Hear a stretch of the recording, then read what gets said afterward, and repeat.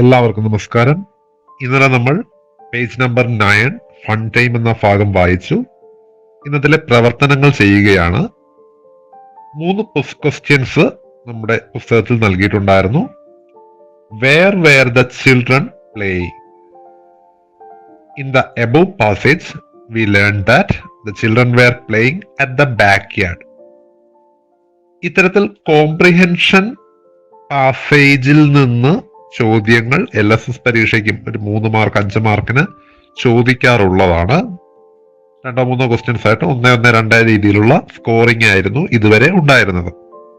അപ്പോൾ ആദ്യത്തെ ചോദ്യം കോംപ്രിഹെൻഷൻ പാസേജിൽ ഉൾപ്പെടുന്നതാണ്. രണ്ടാമത്തേത്, do you like playing in the rain? ഇത് നിങ്ങളോട് ഡയറക്റ്റ് ആയിട്ടുള്ള ചോദ്യമാണ്. 2 പോസിബിൾ ആൻസർ ഉണ്ട്. താല്പര്യമുണ്ടെങ്കിൽ if I like it you can express it in a positive way. If you don't like it, say it. പോസിറ്റീവായിട്ട് പറയാൻ സാധിക്കുമെങ്കിൽ അതങ്ങനെയും, അല്ലെങ്കിൽ ഇഷ്ടമല്ല എങ്കിൽ I don't like it because I my catch cold, ആ ഒരു രീതിയിൽ വേണമെങ്കിൽ പറയാം. മൂന്നാമത്തത്, there was no reply from mother, what may be the reason? അപ്പൊ ഈ ചോദ്യങ്ങൾ നമുക്കൊന്ന് ഡീറ്റെയിൽഡ് ആയിട്ട് പരിശോധിക്കാം. ആദ്യത്തെ ചോദ്യം പറഞ്ഞു, where the children playing? The children were playing in the backyard of their house. ഇതിൽ നിന്ന് അഡീഷണൽ ചെയ്യാൻ പറ്റുന്ന ഒരു ചോദ്യം എന്ന് പറയുന്നത്, അല്ലെങ്കിൽ വർക്ക് എന്ന് പറയുന്നത്, 2ാം ക്ലാസ്സിൽ പഠിച്ചതാണ്. റൂംസ്, നെയിംസ് ഓഫ് റൂംസ് എന്ന് പറയുന്ന ഒരു ഭാഗം വേണമെങ്കിൽ കുട്ടികൾക്ക് അഡീഷണൽ ആയിട്ട് നൽകാവുന്നതാണ്. Names of rooms. രണ്ടാമത്തെ ചോദ്യം, do you like playing in the rain? Yes, I like playing in the rain because it is fun and exciting. No, I don't like playing in the rain because I might catch a cold. പനി പിടിക്കുമെന്നാണ് catch a cold. ജലദോഷം വരുമെന്നുള്ളതാണ് ഉദ്ദേശിക്കുന്നത്. മൂന്നാമത്തെ ചോദ്യം, there was no reply from the mother. What may be the reason? കഥയില് അമ്മ ബോധം കെട്ട് കിടക്കുകയാണ്, ഫെയിന്റഡ് ആണ്, അൺകോൺഷ്യസ് ആണ്. ഇതാണ് കഥയിലുള്ള ഭാഗം. കഥ പഠിക്കാത്തൊരു കുട്ടിയോട് നമ്മൾ ഈ ചോദ്യം ചോദിക്കുകയാണെന്ന് കരുതുക. There was no reply from mother. What may be the reason? അപ്പോൾ നിങ്ങൾ തന്നെ എന്തായാലും വീട്ടിൽ അമ്മയോട് ചോദിച്ചിട്ടുണ്ടോ, അല്ലെങ്കിൽ അമ്മയെ വിളിച്ചിട്ടുണ്ടോ? നമ്മൾ എവിടെയെങ്കിലും നിന്ന് അമ്മയെന്ന് വിളിച്ചു, അല്ലെങ്കിൽ അച്ഛനെ വിളിച്ചു, വിളി കേട്ടില്ല. അപ്പോഴേ കുട്ടിക്ക് മനസ്സിലാവും അമ്മ ഇവിടെ ഇല്ല. അപ്പൊ അമ്മ എവിടെ പോയിരിക്കും എന്നുള്ള ഒരു ചോദ്യം. കുട്ടി ആദ്യമേ വിചാരിക്കുന്ന അമ്മ ബോധം കെട്ട് കിടക്കുകയാണ്, അല്ലെങ്കിൽ അച്ഛൻ ബോധം കെട്ട് കിടക്കുകയാണ്, അല്ലെങ്കിൽ ഫെയിന്റഡ് ആണ്, അൺകോൺഷ്യസ് ആണ് എന്നൊന്നും ആയിരിക്കില്ല ഒരു കുട്ടി വിചാരിക്കുന്നത്. പോസിബിൾ ആൻസേഴ്സ് ഇഷ്ടം പോലെയുണ്ട്. ഒന്ന് ചിന്തിച്ചില്ലെങ്കിൽ കുട്ടിയോടൊന്ന് എഴുതാൻ ആവശ്യപ്പെട്ട് കഴിഞ്ഞാൽ അവൻ ധാരാളം ഓപ്ഷൻസ് അതിൽ ക്രിയേറ്റ് ചെയ്യുന്നത് കാണാൻ സാധിക്കും. പൊതുവെയുള്ള answer, she could be sleeping.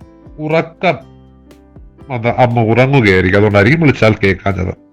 The mother might not have heard him. ആദ്യമാണ് വിളിച്ചത്, കേട്ട് കാണില്ല അവരെ, പക്ഷെ അമ്മ എന്തെങ്കിലും ജോലിയിലായിരുന്നിരിക്കാം. She may be in deep thought or other work or worried.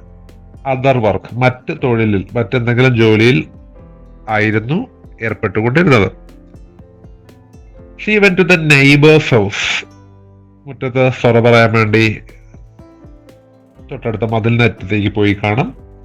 She went to buy fish, മീൻ വാങ്ങിക്കാൻ പോയി കാണും. She was taking a bath. She was on the phone. She was watering the plants.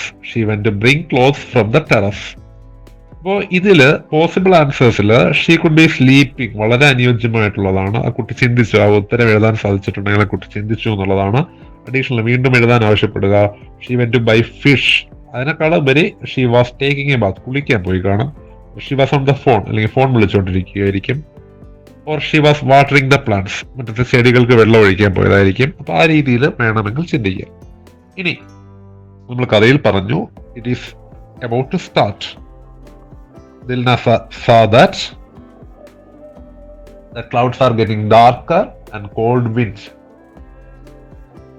So she thought that it is going to be a rainy day. ഈ ഒരു കാര്യം നമ്മൾ പഠിച്ചിട്ടുണ്ടായിരുന്നു. So she went to bring clothes from the terrace. അപ്പം വീടിന് മുകളിൽ ഉണക്കാനിട്ടിരുന്ന, അല്ലെങ്കിൽ ടെറസിൽ വിരിച്ചിട്ടിരുന്ന ഡ്രസ്സുകൾ പറക്കാൻ പോയിട്ടുണ്ടാകും അമ്മ. ആ രീതിയിലും ചിന്തിക്കാവുന്നതാണ്. അപ്പോൾ വ്യത്യസ്തമായ ആൻസറുകളുണ്ട്. കുട്ടിയെ കൊണ്ട് ഒരു ആൻസർ എഴുതിപ്പിക്കാതെ അവൻ്റെ ആശയങ്ങളെ 2-3 സെന്റൻസുകളായിട്ട് ക്രിയേറ്റ് ചെയ്ത് എഴുതുന്നതായിരിക്കും അവരുടെ റൈറ്റിംഗ് സ്കില്ല്. തോട്ട് പ്രോസസ് എന്നിവ മെച്ചപ്പെടാൻ സഹായിക്കുന്നത്. നമ്മുടെ LSS എക്സാം ട്രെയിനിങ് 2 ക്ലാസ്സുകൾ പിന്നിട്ടിട്ടുണ്ട്. പേജ് 9 ആൻഡ് പേജ് 10 നമ്മൾ ചോദ്യങ്ങൾ, മാതൃകാ ചോദ്യങ്ങൾ ഉള്ള രീതിയിൽ വർക്ക് ചെയ്തിട്ടുണ്ട്. ആന്റണിംസ്, സിനോണിംസ്, പ്രപ്പോസിഷൻസ്, ജംബിൾഡ് ഓർഡർ തുടങ്ങിയ കാര്യങ്ങളെല്ലാം ചെയ്തു. പാസേജ് കോംപ്രിഹെൻഷൻ ചെയ്തിട്ടുണ്ട്. ഇത്തരത്തിൽ കൂടുതൽ ക്ലാസ്സുകൾ, ഇതുമായി ബന്ധപ്പെട്ട ക്ലാസ്സുകൾക്ക് നിങ്ങൾക്ക് ചാനൽ സബ്സ്ക്രൈബ് ചെയ്യാവുന്നതാണ്.